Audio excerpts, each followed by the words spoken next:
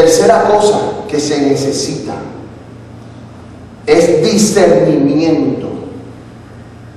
Discernimiento. ¿Qué es discernimiento?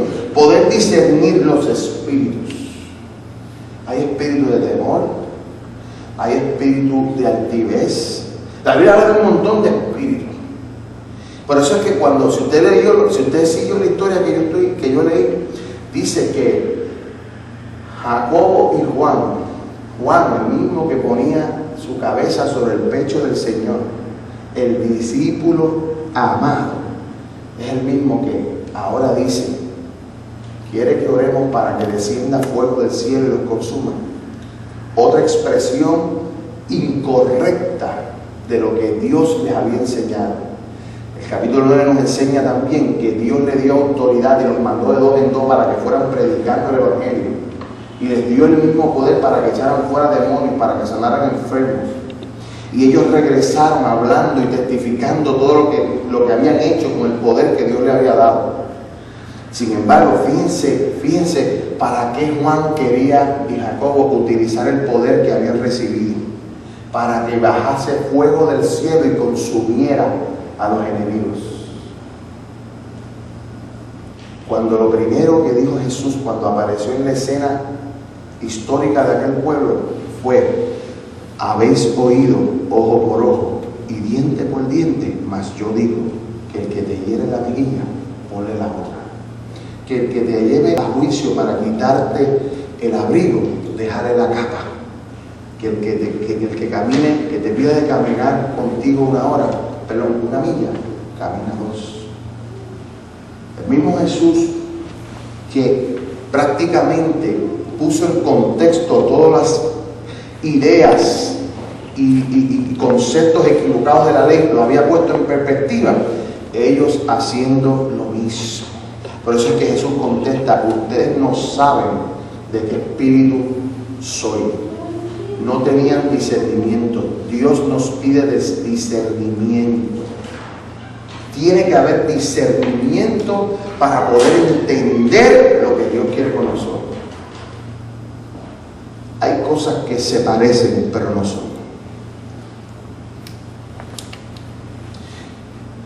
Y todo esto, ¿sabe lo que lo amarra? ¿Sabe lo que amarra todo esto? La quinta cosa que tiene que suceder en nosotros y tener claro: propósito. La Biblia dice que Jesús dijo: yo no he venido para perder las almas, sino para ganarlas. Tu tiempo requiere determinación, ¿verdad? Visión, discernimiento y último, propósito.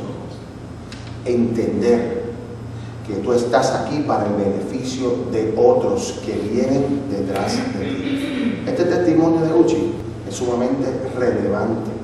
¿Por qué?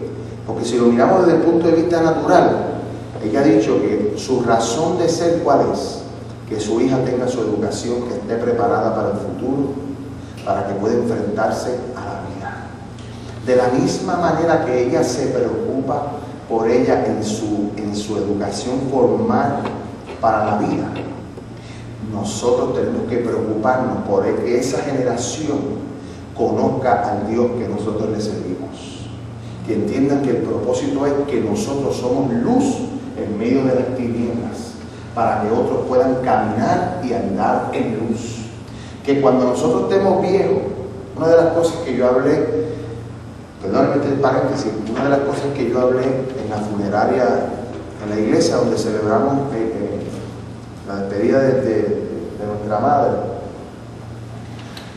hace 4 años atrás, fue que para mí mi mamá era un ejemplo de lo que se ve en la palabra con Daniel.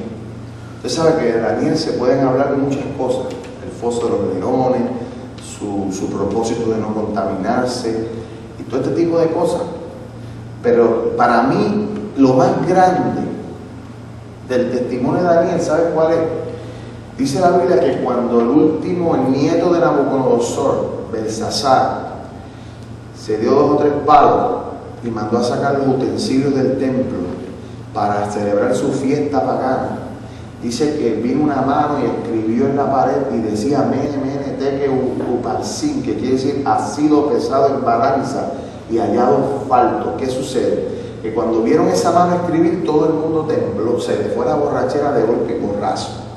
Y tembló todo el mundo. Y la mamá de ese rey fue y se presentó y le dijo: no tengas temor, porque en el reino de tu padre hay uno entendido en misterios, que tiene el espíritu de los dioses. Esto me presenta un cuadro que se representaba a mi madre.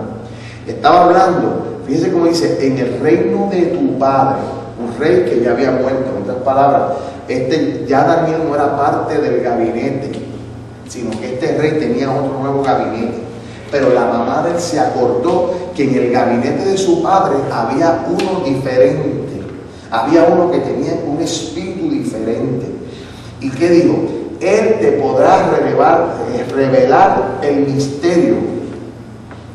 Entonces, ¿qué pasa? Cuando Daniel vino, le reveló el misterio. Pero lo grande de esto y la enseñanza que yo quiero decirle hoy en día a ustedes es la siguiente. Daniel tenía para este tiempo casi 90 años de edad.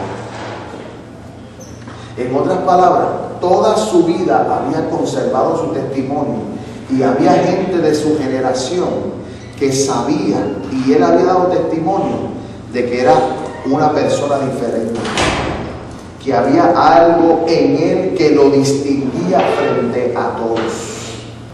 No estaba pegado, como decimos nosotros en el argot popular, no estaba pegado del gobierno, no tenía una posición en el gobierno, pero sin embargo su trayectoria dentro de donde sirvió dejó una marca de que él le servía al Dios de los dioses. Y nosotros estamos aquí en esta tierra para que ojalá nosotros, a nuestra mayoría de edad, yo no quiero que recuerden de mí que yo era el gran predicador, el gran pastor, el gran cantante. Yo quiero que cuando yo sea un anciano, la gente pueda decir, ese era un hombre de carácter. En ese había un espíritu diferente. Se notaba el rostro de Jesús en lo que decía, en lo que hacía y cómo actuaba. Propósito. Jesús sabía lo que venía, pero miró más allá. Él tenía bien claro que cuando él fuese levantado, atraería a todos hacia él. El mundo entero tiene que mirar hacia la cruz. Un evento de más de 2000 años, pero sigue estando vigente. ¿Por qué? Porque dividió la historia antes y después. Y todavía sigue dividiendo historia de hombres y mujeres que tienen que hablar de antes de venir al Señor y después de venir al Señor.